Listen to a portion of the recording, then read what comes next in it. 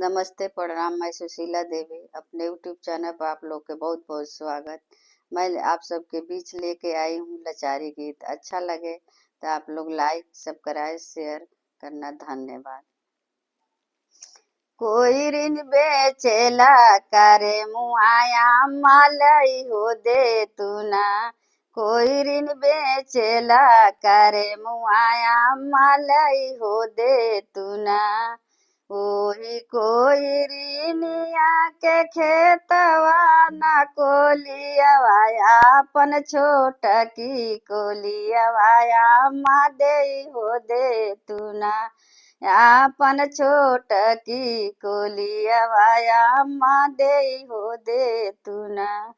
ओही कोई ऋणिया के खेत ना कोलियवा अपन छोट की कोलियवा आमा दे हो दे तू ना। कोई ऋण बेचेला करे मुआया मालई हो दे तू ना। कोई ऋण बेचेला करे मुआया मालई हो दे तू ना। ओही कोई ऋणिया के बगना बगीचा अपन छोट काने बुलवाया माँ दे हो दे तू ना। ओही कोई ऋणिया के बगना बगीचा अपन छोट काने बुलवाया माँ दे हो दे तू ना। कोई ऋण बेचेला करे मुआया मालई हो दे तू ना। कोई ऋण बेचेला करे मुआया मालई हो दे तू ना।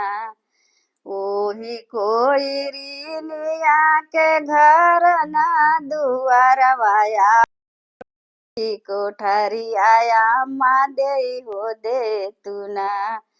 ओही कोई ऋणिया के घर ना दुआरवाया अपन छोट की कोठरी आया माँ दे हो दे तू ना।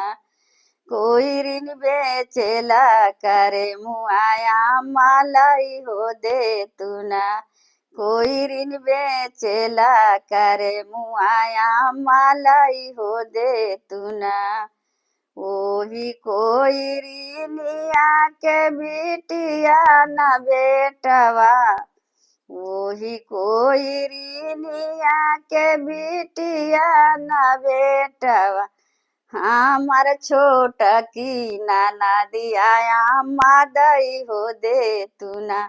हमार छोट की नाना दिया माँ दई हो दे तू ना।